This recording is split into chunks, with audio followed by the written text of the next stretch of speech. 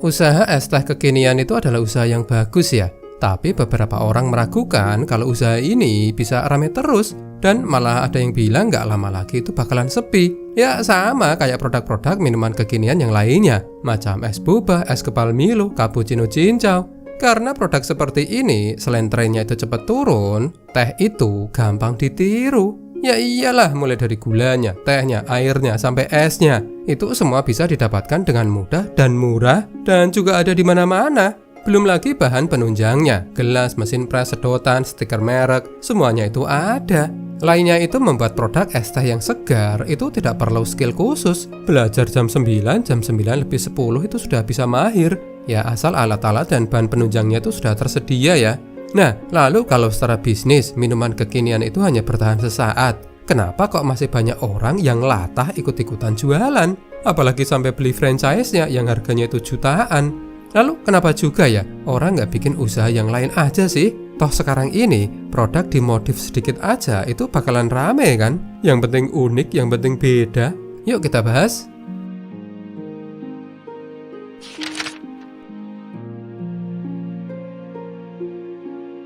Jadi aku tuh pernah punya usaha ya jualan es jus dan produk-produk minuman trendy lainnya. Ya hampir sekitar 6 tahunan lah ya. Jadi dunia usaha perminuman ini itu sedikit banyak aku cukup paham lah ya. Nah tapi kalau kita mau melihat secara lebih luas lagi, ada beberapa alasan orang memasuki sebuah usaha. Yang pertama karena ia memiliki produk yang bagus. Contoh nih di suatu daerah ada orang jualan bakso, rasanya kok kurang enak. Nah, di sini ada peluang produk yang ia bakal jualan itu bakalan laku karena lebih baik, lebih enak. Yang kedua, peluang harga. Wah, kalau bakso di sana laris, tapi harganya itu lebih mahal, bisalah ini disaingi dengan kualitas bakso serupa yang harganya lebih murah. Yang ketiga, peluang tempat. Oh, warung bakso di sana itu loh laris, tapi tempatnya itu masuk jauh di gang. Wah, bisa nih aku jual bakso juga karena lokasiku di pinggir jalan. Yang keempat, pelayanan yang lebih baik. Contoh kayak Indomaret, Alfamart ya.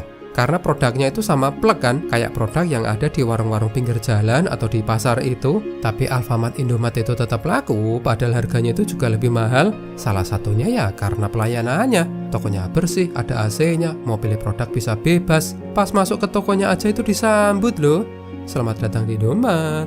Alasan yang kelima ya karena promosinya. Di Jepara itu banyak pengusaha baru bermunculan ya jual produk mebel. Karena ia memasarkan secara online dan mampu melakukan promo yang gencar sehingga produknya laku. Jadi intinya adalah setiap usaha itu menarik untuk dimasuki ketika ada peluang. Dan orang itu atau calon orang yang bakal memiliki usaha itu yakin bahwa dengan apa yang ia miliki, ia akan bisa memenangkan persaingan. Tapi di bisnis es teh ini banyak sekali orang buka kedai es teh ya karena ia melihat ada orang jualan es teh laris terus ikut-ikutan. Harga sama, produk sama, pelayanan sama, semata-mata buka karena ikut-ikutan. Tidak ada sesuatu yang unik, pembeda dengan warung yang lainnya. Kalaupun beda ya nggak signifikan perbedaannya itu.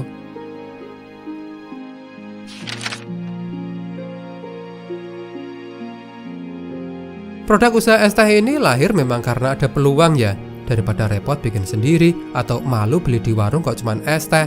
Atau kalau mau beli di Indomaret, Alfamart atau warung kelontong dalam bentuk teh botol dapatnya itu sedikit. Makanya kedai es teh ini itu memang menjanjikan, memang memiliki posisi tawar yang unggul. Tapi masalahnya ketika jumlah yang jual itu banyak. Jadinya ya kedai itu nggak bisa ngasih harga jual yang bagus kan. Omset kemudian juga bakalan turun karena terbagi dengan tempat jualan sebelah. Bisnis pun jadi tidak berkembang. Di beberapa tempat padahal nggak sampai 100 meter itu loh. Ada 4-5 orang yang jualan es teh kekinian. Ujung-ujungnya apa? Ya saling menjatuhkan harga. Ujung-ujungnya apa lagi? Ya saling menjatuhkan kualitas lah karena murah.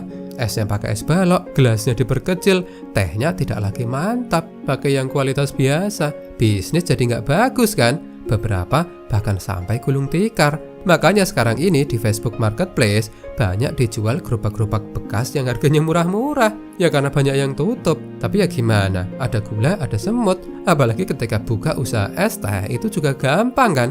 Ya siapa sih yang nggak bisa bikin es teh yang enak? Aku tuh sampai punya pendapat ya. Hanya orang yang tidak niat yang tidak bisa bikin es teh yang enak. Karena memang gampang loh bikin es teh yang enak itu. Ini resep teh biasa ya, yang penting enak. Cukup beli teh celup, kasih gula, kasih air, kasih es dari kulkas, sudah.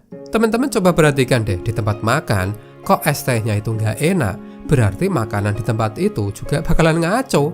Ya karena sekali lagi, bikin es teh itu nggak susah. Es teh yang nggak enak itu dibuatnya gimana coba? Pakai cem-ceman yang lama, udah gitu satu cem-ceman dipakai buat bergelas-gelas banyak minuman.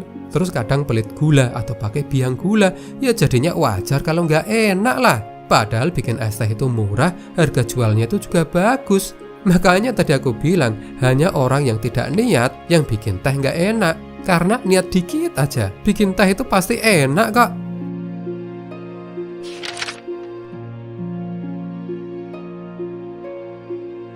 Nah, yang nggak dipahami oleh orang-orang itu gini ya. Jadi, semua usaha itu, apapun itu, ada apa itu yang namanya siklus. Ada masa perkenalan, perkembangan, kedewasaan, dan penurunan. Jadi semua usaha itu bisa mengalami apa itu penurunan atau tidak lagi diminati. Saat ini dengan makin majunya dunia teknologi, jumlah pembeli itu juga banyak. Sebuah usaha itu bisa dengan cepat tumbuh dan langsung laris. Produk apapun itulah ya, kemungkinan besar memang bisa laris karena pasar kita itu yang sangat luas.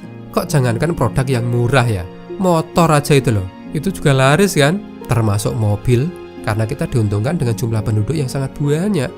Nah, sebuah usaha itu bisa dengan cepat tumbuh dan langsung laris, itu memiliki ciri-ciri. Ini teman-teman perhatikan ya, yaitu produknya baru atau modifikasi dari produk yang sudah ada, lalu didukung oleh tempat jualan yang instagramable, atau kalau pakai gerobak, gerobaknya warna-warni, menarik, terus produknya itu bersih dan variatif. Nggak masalah rasanya itu pakai perasa, yang penting variatif, banyak pilihan rasanya. Rasa stroberi, rasa melon, rasa coklat, rasa susu, yang itu semua pakai sirup, tapi nggak masalah, yang penting variatif. Kemudian, bagaimana produk itu bisa menghasilkan volume yang besar? Ya karena ia menyasar pangsa pasar yang terbesar, yaitu kaula muda. Contohnya nih, es boba, es kepal Milo, cappuccino cincau, ya dan es teh ini.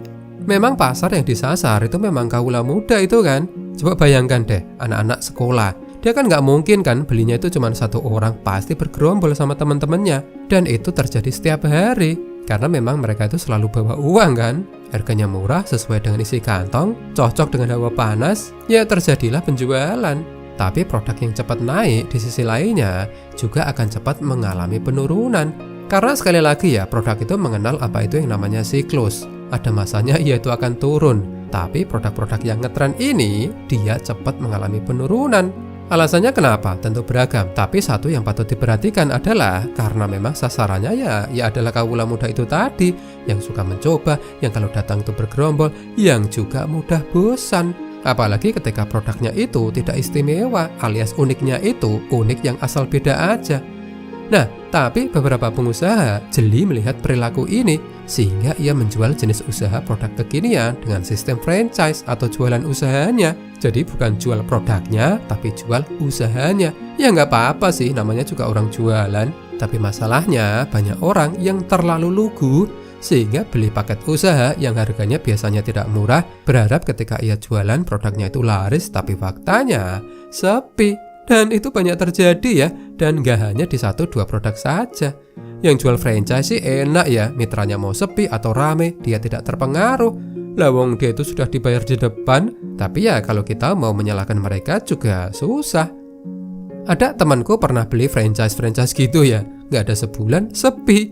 Dia protes kan ke penjual franchise-nya itu, tapi dia tuh cuma dibilang, ya memang rame tidak hanya itu tergantung lokasi mas, bla bla bla bla bla bla.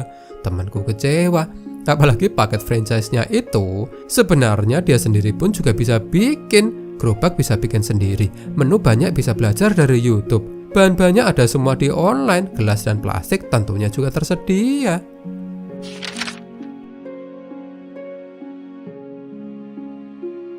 Tapi jangan salah ya, penjual franchise itu sebenarnya juga tidak salah. Karena banyak orang yang mau mulai usaha itu selalu maju mundur. Nggak pede dengan menunya lah, gerobaknya model gimana masih bingung lah. Pokoknya terkendala lah. Nah, para penjual franchise ini kan jualan paket. Jadi mitra atau apapun itulah ya sebutannya, tinggal jualan. Adapun ketika mitra sadar ketika ia menerima paket jualannya, loh, kok aku cuma dapatnya gini? Lah kalau cuma gini mah aku bisa bikin sendiri. Ya nggak salah juga kalau mitra itu akhirnya ketika dia buka usaha secara mandiri alias buka cabang sendiri, nggak lagi beli usaha ke pihak franchise tadi. Sah-sah aja. Tapi intinya adalah, memang untuk memulai usaha itu, semudah apapun ia tampak di atas kertas, pada faktanya sulit untuk benar-benar dilakukan. Jadi kalau ada pertanyaan, mana sih yang lebih baik beli franchise atau usaha sendiri? Ya usaha sendirilah. Tapi kalau usaha sendiri kok nggak jalan-jalan, ya beli franchise itu bisa menjadi pilihan yang layak untuk dipertimbangkan.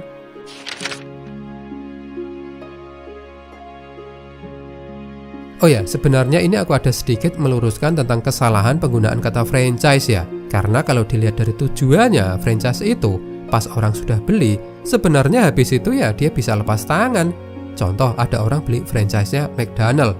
Ya habis itu semuanya mulai dari karyawan, tata letak dapur, kompor apa yang akan dipakai, beli mesin es krimnya itu di mana, itu semua sudah dihandle oleh pihak McDonald-nya, oleh si franchisor-nya. Sementara sering para penjual usaha itu menggunakan kata franchise, tetapi pada faktanya mitra atau si pembeli franchise itu masih diminta buat cari karyawan, stok barang, masih ikutan pembukuan, ngurusin kasir, yang nggak tepat kalau itu disebut franchise. Istilah tepatnya ya business opportunity atau dibantu buat buka usaha. Ya tapi mungkin kalau istilahnya business opportunity itu kan kayak kurang umum ya. Dan mungkin terdengar kurang keren, kurang menjual. Makanya pakai istilah franchise, padahal itu ya sebenarnya kurang tepat. Franchise kuliner sama dengan investasi bodong. Tahu kenapa? Kalau kalian pikir dengan beli gerobak yang banyak bertebaran di sosial media yang katanya franchise atau paket kemitraan itu, terus kalian berharap bisnis berjalan owner jalan-jalan, jangan mimpi, cowok. Mereka ngiklan kayak gitu kemungkinan cuma dua, bisnis aslinya sepi dan memang cari duitnya lewat jualan paket kemitraan.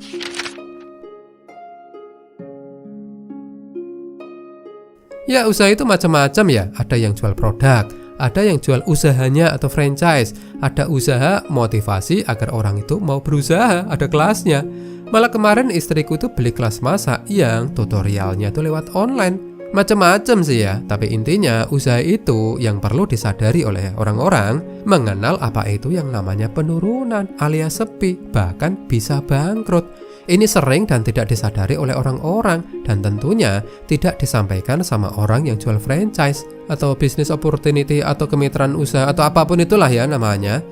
Aku pernah lihat penawaran franchise di mana sebulan dihitung 30 hari, setahun dihitung 12 bulan. Waduh, seolah-olah usahanya itu pasti selalu laris sepanjang waktu. Padahal faktanya kok jangankan usaha baru ya, McD aja itu loh, tidak setiap hari kan dia laris. Jadi usaha sepi itu ya adalah hal yang pasti terjadi. Makanya bisnis itu butuh berbenah, nambah menu kayak memperbagus tempat jualan, gimana caranya bikin pembeli lebih nyaman. Intinya berkembang. Untuk yang beli franchise memang orang terbantu ya dengan franchise.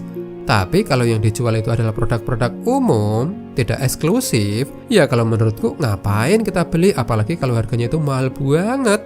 Apalagi kalau nanti toh juga bakalan sepi. Tetap ujung-ujungnya kita sebagai pelaku usaha yang bakal mikir kan, ini nanti bagaimana, apakah produknya itu diperbanyak variannya atau diadain promo atau apa itulah ya, yang biar usahanya itu kembali laris. Kecuali franchise-nya itu franchise beneran, kita invest dan kegiatan usaha itu yang melakukan ya si franchisornya itu, kayak Indomaret, Alfamart, McD, KFC. Ya meskipun harganya ya tentu saja sangat mahal. Ya intinya adalah ketika kita melakukan usaha, memang ada apa itu yang namanya sepi. Bahkan suatu usaha yang laris pun, yang diterima saat ini pun, kayak bakso, nasi goreng, mie Jawa, itu pun juga dulunya pernah sepi. Atau pernah dalam 1 tahun itu ada momen sepinya. Jadi usaha kita lah di saat sepi yang akan menentukan usaha kita itu bakalan terus melaju atau terhenti. Karena sekali lagi ya, semua usaha itu, apapun lah ya itu namanya, itu pasti mengalami penurunan. Dan itu biasa. Kok jangankan es teh ya, motor, mobil aja itu juga demikian kan. Makanya produsen-produsen motor, produsen mobil itu periodik tiap beberapa waktu sekali memperbarui produknya biar menyegarkan permintaan penjualan, biar kembali lagi laris. Nah kalau teman-teman sendiri nih, lebih setuju yang mana? Kalau produknya gampang kayak es teh ini, lebih baik beli franchise atau buka sendiri, bikin gerobak sendiri, beli apa-apa semuanya sendiri. Toh di pasaran itu juga semuanya sudah tersedia kan? Silakan tulis di kolom komentar ya.